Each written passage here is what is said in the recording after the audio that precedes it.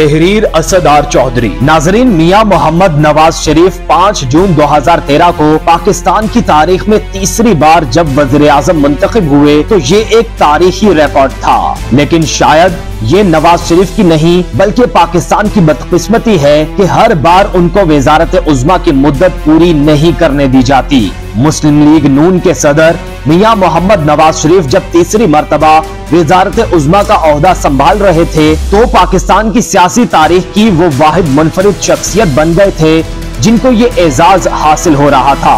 ان کی جماعت کو ایک اعزاز اس سے پہلے بھی 1997 میں مل چکا تھا، جب ان کی جماعت نے قومی اسمبلی میں 2/3 سے بھی زیادہ اکثریت حاصل کی تھی۔ یہ بھی ایک ریکارڈ تھا۔ اس سے پہلے اور اس کے بعد کسی جماعت کو بھی الیکشن میں اتنا بھاری مینڈیٹ نہیں ملا، لیکن 1999 کے اختتام پر فوج نے ان کی حکومت کا خاتمہ کر دیا، انہیں گرفتار کر لیا گیا۔ ان پر اس طیارے کو اغوا کرنے کا مقدمہ چلا جس میں جنرل پرویز مشرف سری لنکا سے پاکستان آ رہے تھے۔ انہیں عمر قید کی سزا ہوئی، لیکن تھوڑے عرصے بعد انہیں خاندان سمیت جلا وطن کر دیا گیا۔ اتنے بھاری مینڈیٹ کے بعد اس انداز میں ان کے عہد حکومت کا خاتمہ بھی اپنی مثال آپ تھا۔ جلا وطنی کے دوران انہوں نے 2 مرتبہ وطن کی سرزمین پر قدم رکھنے کی کوشش کی، لیکن انہیں ایئرپورٹ سے ہی واپس کر دیا گیا۔ 1997 کے بعد جو 2 الیکشن جنرل پرویز مشرف کی صدارت میں ہوئے، ان میں کسی جماعت کو بھی سادہ اکثریت نہ مل سکی، یہاں تک کہ 2008 میں پیپلز پارٹی کو بھی سادہ اکثریت نہ مل سکی اور اس نے دوسری جماعتوں کے ساتھ مل کر 5 سال تک حکومت کی۔ جب نواز شریف تیسری بار حلف اٹھا رہے تھے تو ان کے دماغ میں کہیں نہ کہیں ضرور چل رہا تھا کہ اپنے اقتدار کے پہلے 2 ادوار میں کہاں کہاں ناکامیاں ان کا مقدر ٹھہری۔ پہلے دور اقتدار میں ان کی جماعت سیاسی جماعتوں کے اتحاد IJI کا حصہ تھی۔ ظاہر ہے وہ ساتھی جماعتوں کے نقطہ نظر کو بھی ایکوموڈیٹ کرنے پر مجبور تھے اور کلی طور پر اپنی جماعت کے منشور پر انحصار نہیں کر سکتے تھے۔ پھر جلد ہی ان کے صدر غلام اسحاق خان کے ساتھ اختلافات پیدا ہو گئے جو اس وقت اپنے انتہا کو پہنچ گئے جب انہوں نے صدر کے خلاف سرکاری ٹیلی ویژن پر آ کر تقریر کر دی اور زور اس بات پر دیا کہ وہ ڈکٹیشن نہیں لیں گے، لیکن اگلے ہی روز صدر اسحاق خان نے آئین کے آرٹیکل 58(2)(b) کے تحت ان کی حکومت ختم کر دی۔ صدر کے اس اقدام کو سپریم کورٹ میں چیلنج کر دیا گیا جس نے قومی اسمبلی اور حکومت بحال کر دی، لیکن صدر مخالف جماعتوں کے ساتھ مل کر اپنی چالیں چلتے رہے، یہاں تک کہ آرمی چیف جنرل عبدالوحید کی مداخلت سے وزیر اعظم اور صدر اکٹھے ایوان اقتدار سے رخصت ہو گئے۔ نواز شریف کا دوسرا دور حکومت 1997 کے انتخابات کے نتیجے میں شروع ہوا، لیکن وہ مثالی بھاری مینڈیٹ کے باوجود اپنی مدت پوری نہ کر سکے۔ انہوں نے 12 اکتوبر 1999 کو army chief general Pervez Musharraf کو برطرف کر دیا اور نیا آرمی چیف مقرر کر دیا، جس کے جواب میں فوجی رد عمل سامنے آیا اور نواز شریف کی حکومت ان کے قید و بند کے سفر کے آغاز کے ساتھ ختم ہو گئی۔ جن حالات میں ان کی دوسری حکومت ختم ہوئی تھی، جس طرح ان کی جماعت کے ساتھی جنرل پرویز مشرف کے کیمپ میں چلے گئے اور جس طرح مسلم لیگ کاف فوجی چھتری تلے قائم ہوئی تھی اور انہیں جلا وطنی کا سامنا کرنا پڑا تھا، کوئی تصور نہیں کر سکتا تھا کہ وہ دوبارہ بھی سیاست میں اس طرح ابھریں گے۔ 2008 کے الیکشن سے پہلے وہ ان حالات میں واپس آئے تھے کہ کاغذات نامزدگی داخل کرنے کا آخری دن تھا۔ بہرحال ان کی جماعت نے الیکشن لڑا اور قومی اسمبلی میں دوسری بڑی جماعت اور پنجاب میں سب سے بڑی جماعت بن کر ابھری۔ پنجاب میں مسلم لیگ نون نے شہباز شریف کی قیادت میں 5 سال حکومت کی، اور اگر کہا جائے کہ مسلم لیگ نون کی کامیابی میں حکومت کی اس 5 سالہ کارکردگی کو بھی عمل دخل حاصل ہے تو بے جانا ہوگا۔ جب میاں محمد نواز شریف تیسری مرتبہ وزیر اعظم بن رہے تھے تو حالات اس وقت سے کافی مختلف تھے۔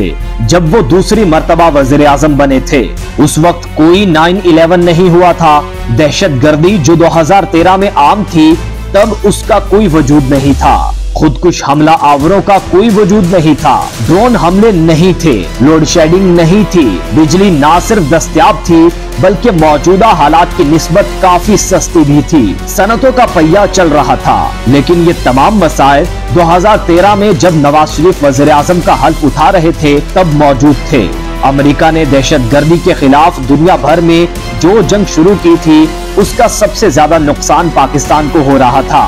पाकिस्तान के बहादुर फौजियों ने इस जंग में जानों के नजराने पेश किए। 40,000 के लगभग सिविलियन अफराद ने भी जानें दी। मईशत का नुकसान एक मोहतात अंदाजे के मुताबिक 100 अरब डॉलर से ज्यादा था। इन हालात में मियां मोहम्मद नवाज शरीफ जब वजीर आजम बन रहे थे तो अवाम ने उनसे तवक्कुआत भी बहुत ज्यादा वाबस्ता करनी थी।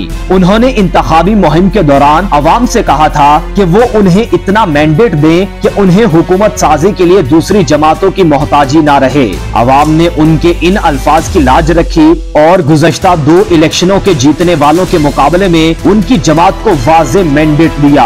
1997 में जब उन्हें 2/3 अक्सरियत मिली थी तो एक बार फिर 16 साल बाद उनको वाज़े अक्सरियत हासिल हो गई थी। विफाक में वो अपने बलबूते पर हुकूमत बना चुके थे। पंजाब में तो उनकी जमात को 2/3 से भी ज्यादा अक्सरियत हासिल हो गई थी। शहबाज शरीफ तीसरी मर्तबा वज़ीर आला बन चुके थे। उस वक्त मियां साहब के सामने जितने भी मसाइल थे वो तमाम अवाम के बराह रास्त मसाइल थे। मियां साहब को जो मैंडेट मिला था उन्होंने उसकी लाज रखने की जिम्मेदारी ले ली थी। अवाम ने उनसे सिर्फ लोड शेडिंग कम करने और रोजगार की जो उम्मीदें लगाई थी उनके लिए मियां नवाज शरीफ ने एड़ी चोटी का जोर लगा दिया था। जब 2018 में पाकिस्तान में मुस्लिम लीग नवाज की हुकूमत की मुद्दत खत्म हुई तो इस दौरान मुस्लिम लीग नून ने कई उतार चढ़ाव देखे और इसके खिलाफ धरने से शुरू होने वाला ये सफर डॉन लीग से होते हुए नवाज शरीफ की नाअहली पर खत्म हुआ। माजी की तरह इस मर्तबा भी मुस्लिम लीग नवाज की हुकूमत में सिविल मिलिट्री ताल्लुकात तनाव का शिकार है। इक्तदार से तवील अरसे से दूरी के बाद पाकिस्तान मुस्लिम लीग नवाज की हुकूमत ने जब इक्तदार संभाला तो मियां मोहम्मद नवाज शरीफ खासे पुरएतमाद और पुरअज़्म थे और इस बात में कोई शुबा नहीं कि उन्होंने पाकिस्तान के हालात की अबदरी को बेहतर करने में अपना कलीदी किरदार अदा किया। ऐवान में अपोजिशन की सबसे बड़ी जमात पाकिस्तान पीपल्स पार्टी के कायद आसिफ अली जरदारी ने तो उन्हें ताउन की यकीन दहानी करवाते हुए कहा था कि मियां साहब अभी हम सियासत नहीं करेंगे और सियासत हम इलेक्शन के करीब आखिरी साल करेंगे। मगर पाकिस्तान तहरीक इंसाफ ने इंतखाबात में धांधली और इलेक्शन कमीशन की जानिबदारी पर सवालात उठा दिए थे। तहरीक इंसाफ 1 साल बाद ही इंतखाबात में धांधली की तहकीकात न करने पर विफाकी दारुल हुकूमत इस्लामाबाद में धरना दे दिया। इस धरने में पाकिस्तान अवामी तहरीक के रहनुमा डॉक्टर ताहिरुल कादरी भी शामिल थे। धरने के शुरका इंतहाई हसास इलाके में पार्लियामेंट हाउस पहुंच गए और पार्लियामेंट में दाखिल होने की कोशिश भी की। इन हालात में पीपल्स पार्टी और एमकेएम समेत दूसरी सियासी जमातों ने हुकूमत का साथ दिया और पार्लियामेंट में रहकर मसले हल करने पर जोर दिया। हसास मकामात पर फौज तैनात कर दी गई और धरने का जोर टूट गया।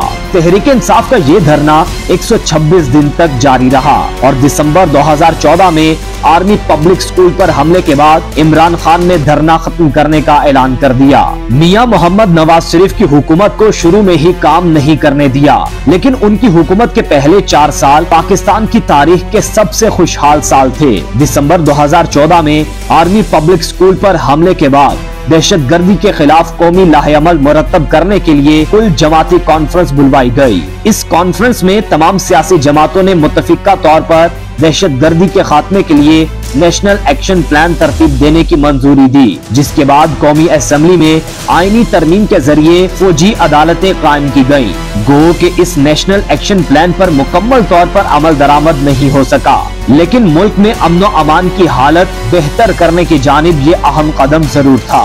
कराची में भी सियासी जमातों की मुशावरत से शरपसंद अनासिर के खिलाफ रेंजर्स की सरबराही में ऑपरेशन हुआ, जिसके बाद शहर में अमन व अमान की सूरत हाल बेहतर हो गई थी। इंतखाबात में कामयाबी के बाद वज़ीर आज़म शहबाज शरीफ ने इक्तिसादी तरक्की और इस्लाहात के लिए अहम मंसूबों का ऐलान किया।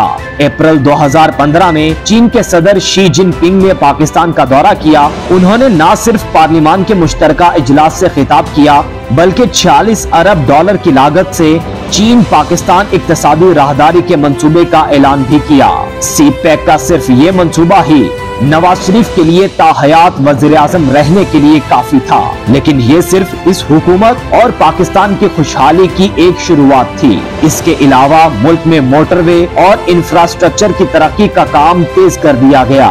मुल्क में मोटरवेज की तामीर اور توسیع کو جاری رکھا گیا۔ 5 برسوں میں ملک میں انفراسٹرکچر اور توانائی کے منصوبوں پر تیزی سے کام ہوا۔ کراچی حیدرآباد موٹر وے، راولپنڈی اسلام آباد Lahore metro bus, Lahore orange train منصوبے، LNG درآمد کے منصوبے سمیت متعدد منصوبے مکمل ہوئے۔ پشاور سے کراچی تک موٹر وے مکمل کرنے کا کریڈٹ نواز شریف کے سر پر ہمیشہ رہے گا اور ٹرانسپورٹیشن انفراسٹرکچر کو بہتر بنانے کے لیے دیگر منصوبوں کا آغاز بھی کیا گیا۔ ملک میں توانائی کے بحران سے نمٹنے کے لیے توانائی کے کئی منصوبے شروع کیے گئے، جن میں نئے پاور پلانٹس کی تعمیر اور توانائی کے شعبے کی کارکردگی کو بہتر بنانے کے اقدامات شامل تھے۔ مسلم لیگ نواز کے دور اقتدار میں قبائلی علاقوں میں برطانوی دور سے رائج FCR کا خاتمہ ہوا اور سیاسی جماعتوں کی مشاورت سے حکومت نے فاٹا میں اصلاحات متعارف کروانے اور اسے خیبر پختونخوا میں ضم کرنے کے لیے آئینی ترمیم کی منظوری دی۔ فاٹا کے خیبر پختونخوا میں انضمام کے بعد صوبائی اسمبلی میں فاٹا کے لیے نشستیں مختص کی گئیں۔ قبائلی علاقوں میں ترقی کے لیے فاٹا کو خصوصی رقم دی گئی اور قبائلی علاقوں میں پاکستان کے آئین کے تحت قوانین کا اطلاق کیا گیا۔ معیشت کو مستحکم کرنے، غیر ملکی سرمایہ کاری کو راغب کرنے اور اقتصادی ترقی کو تیز کرنے کے لیے معاشی اصلاحات نافذ ہوئیں۔ پبلک ٹرانسپورٹ کو بہتر بنانے کے لیے لاہور، اسلام آباد جیسے بڑے شہروں میں میٹرو بس کے منصوبے شروع کیے گئے۔ تعلیمی شعبے کی بہتری کے لیے اقدامات متعارف کروائے، جن میں طلباء کو لیپ ٹاپ کی فراہمی اور نئے تعلیمی اداروں کا قیام عمل میں لایا گیا۔ میاں محمد نواز شریف کے دور میں صحت کے شعبے میں جنگی بنیادوں پر کام ہوا۔ صحت کی دیکھ بھال کے منصوبے شروع کیے، جن کا مقصد طبی سہولیات کو بہتر بنانا اور صحت کی دیکھ بھال کی خدمات تک رسائی تھا۔ ڈاکٹرز کی اسپتالوں میں موجودگی کو یقینی بنایا گیا۔ پارکنگ مافیا کو لگام ڈالی گئی۔ گوادر بندرگاہ اور اس سے منسلک بنیادی ڈھانچے کی ترقی پر توجہ مرکوز کی گئی تاکہ روابط اور تجارتی مواقع کو بڑھایا جا سکے۔ خاص طور پر چین پاکستان اقتصادی راہداری CPEC کو بہت توجہ دی گئی۔ دیہی ترقی، زراعت اور غربت کے خاتمے کے مقصد سے پروگرامز اور منصوبوں کو نافذ کیا گیا۔ نواز شریف کو اپنے دور میں نہ تیل کے مہنگے ہونے کا مسئلہ تھا، نہ ڈالر کی قیمت میں بے تحاشا اضافہ ہوا۔ نواز شریف کے مسائل سیاسی تھے، معاشی نہیں تھے۔ میاں محمد نواز شریف کا دور ہر لحاظ سے پاکستان کی ترقی کے لیے ایک سنہرا دور تھا۔ ملک سے لوڈ شیڈنگ کا خاتمہ ہو چکا تھا اور زر مبادلہ میں اضافہ ہوا تھا۔ پاکستان کی خوش قسمتی اس سے بڑھ کر اور کیا ہو سکتی ہے کہ نواز شریف کے دور میں IMF سے قرض لیے بنا بجٹ کا اعلان کیا گیا۔ اس کے علاوہ پاکستان میں امن و امان کی صورتحال پر قابو پا لیا گیا۔ ملک میں بین الاقوامی ٹیمیں کھیل کے میدان میں اتری۔ سری لنکن ٹیم پر حملہ ہونے کے بعد کوئی بھی انٹرنیشنل ٹیم پاکستان کا رخ نہیں کر رہی تھی۔ نواز شریف کے دور میں پاکستان میں کھیل کے میدان دوبارہ آباد ہوئے۔ پیٹرول پاکستان کی تاریخ کی کم ترین شرح 65 روپے لیٹر پر آ گیا۔ غیر ملکی سرمایہ کاری اپنے عروج پر تھی، مگر پھر نواز شریف کے خلاف سازشوں کا میدان سج گیا۔ ان کو ہم نواز شریف کی ناکامیاں نہیں کہہ سکتے، لیکن ان پر نظر ڈالنا ضروری ہے۔ ان 5 برسوں میں جہاں پاکستان اور چین کے مابین تعلقات میں وسعت آئی، وہیں دیگر ہمسایہ ممالک سے تعلقات بہت خراب رہے۔ 3 ہمسایہ ممالک ایران، افغانستان اور انڈیا سے پاکستان کے تعلقات مزید بہتر ہونے کی بجائے خراب سے خراب تر ہوتے گئے۔ افغانستان میں قیام امن کے لیے مصالحت اور طالبان سے مذاکرات میں پاکستان کا کردار بھی کم ہو گیا ہے۔ ایران کے صدر نے پاکستان کا دورہ تو کیا، لیکن ان کی پاکستان میں موجودگی کے دوران ہی بلوچستان سے انڈین جاسوس گرفتار ہوا۔ انڈیا کے وزیر اعظم نریندر مودی کابل سے اچانک لاہور پہنچے، لیکن یہ اتفاقی ملاقات بھی اعتماد سازی بحال نہیں کر سکی۔ دہشت گردی کے خلاف جنگ میں پاکستان امریکہ کا اتحادی رہا ہے، لیکن نواز شریف کے دور میں امریکہ اور پاکستان کے تعلقات بہت کشیدہ رہے، جس کا اندازہ اس بات سے لگایا جا سکتا ہے کہ امریکہ کے صدر ڈونلڈ ٹرمپ نے سال نو کا آغاز ہی پاکستان کے خلاف ٹویٹ سے کیا۔ دونوں ممالک نے ایک دوسرے کے سفارتکاروں پر مختلف نوعیت کی پابندیاں عائد کر رکھی تھیں۔ امریکہ نے پاکستان کی امداد بھی روک دی تھی، جس کا نواز شریف کو کوئی فرق نہیں پڑا، کیونکہ ملک ترقی کی شاہراہ پر گامزن ہو چکا تھا۔ 16 دسمبر کو جب پشاور میں آرمی پبلک سکول پر حملہ ہوا تو پاکستان تحریک انصاف نے اپنا دھرنا ختم کیا۔ پاکستان مسلم لیگ نواز پر جو دوسرا حملہ ہوا وہ کسی کے وہم و گمان میں بھی نہیں تھا۔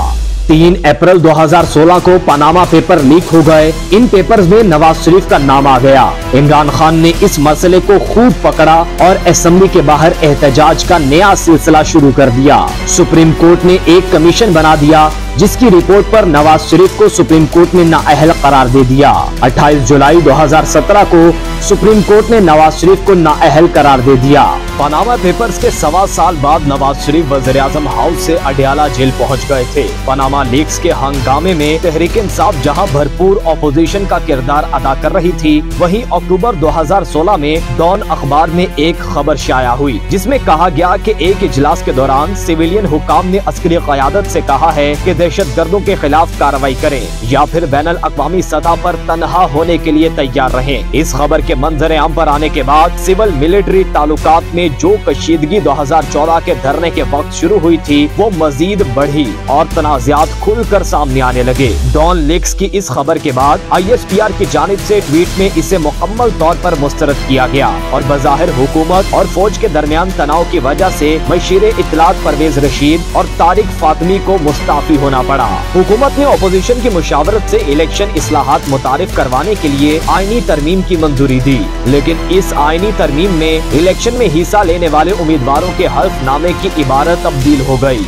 गो कि हुकूमत का कहना था कि दफ्तरी गलती थी, लेकिन मजहबी जमातों ने इस मामले पर खूब हंगामा किया। तहरीक लब्बैक या रसूलल्लाह ने मुख्तलिफ मजहबी जमातों के साथ एहतजाज करते हुए नवंबर 2017 में रावलपिंडी को इस्लामाबाद से मिलाने वाली शाहरा पर धरना दिया और वजीर कानून से मुस्ताफी होने का मुतालबा किया।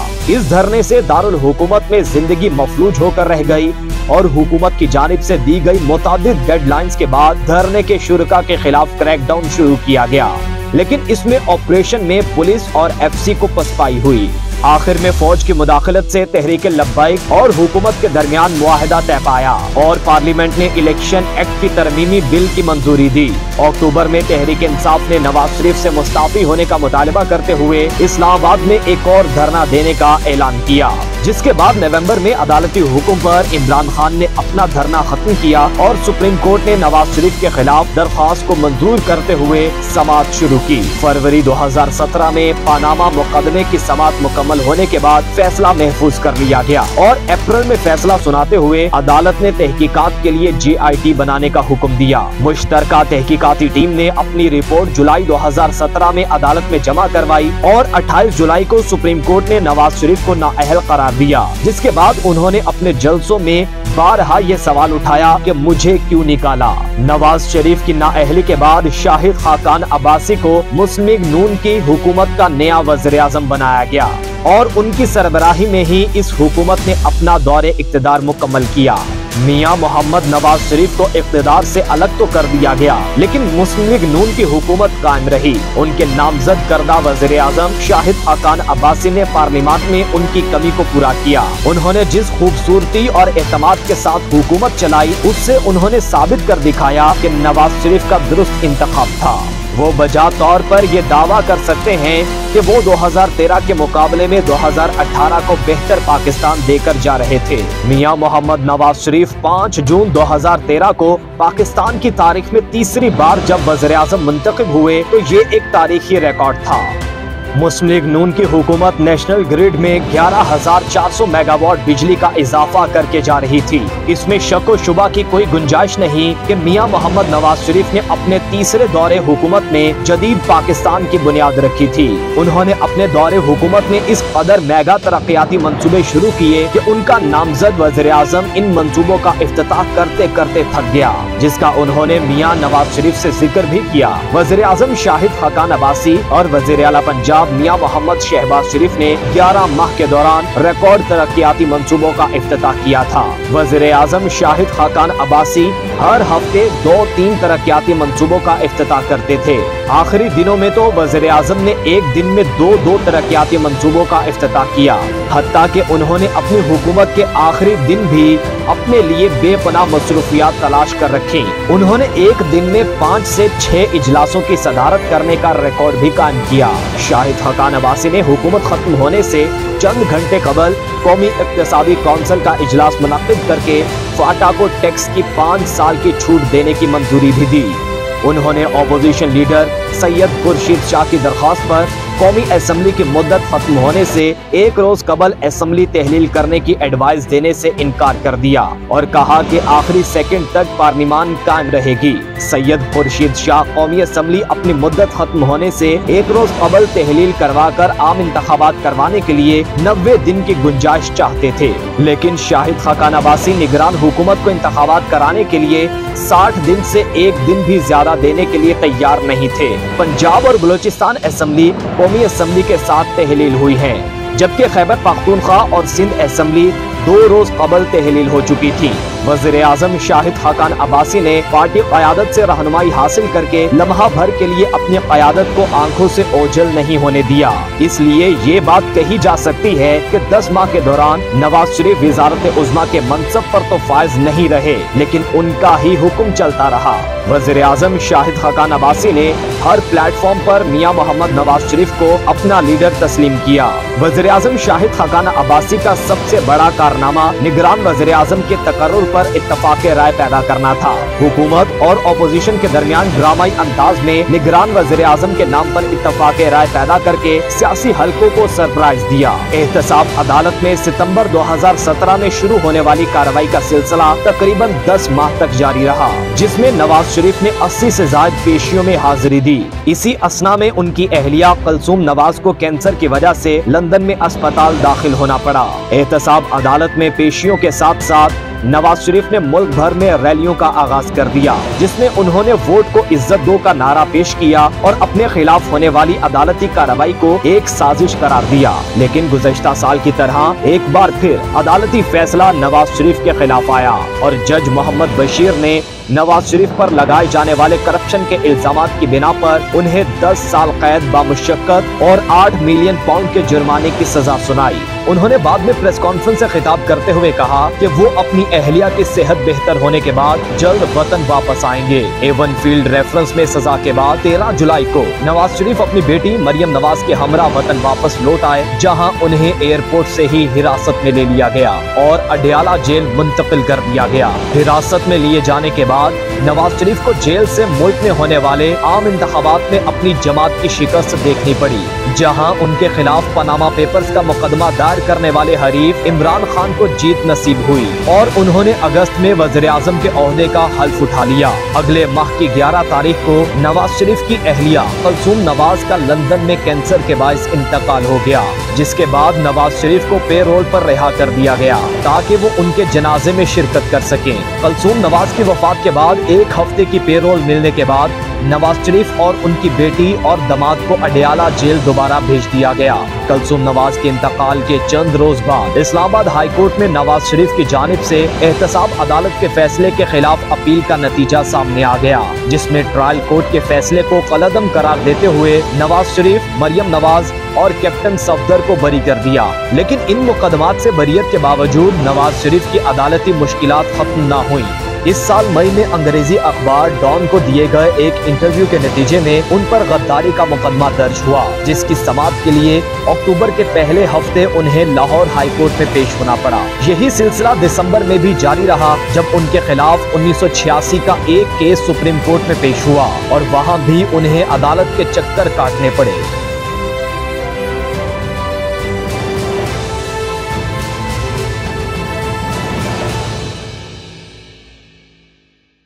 ناظرین، اگر آپ کو ہماری یہ ویڈیو پسند آئی ہے تو آپ سے گزارش ہے کہ ہمارے چینل کو ضرور سبسکرائب کریں اور بیل آئیکن کو دبانا مت بھولیے اور بیل آئیکن کے ساتھ آل کے آپشن کو کلک کر لیجئے۔ اس سے آپ تک ہماری ہر ویڈیو فوری پہنچے گی۔ تاریخ اور سیاست سمیت مختلف موضوعات کی ان ویڈیوز پر کڑی محنت ہوتی ہے، تو اس کو شیئر کیجئے، کمنٹ کیجئے اور ہمیں اپنی پسند کے موضوعات تجویز بھی کیجئے۔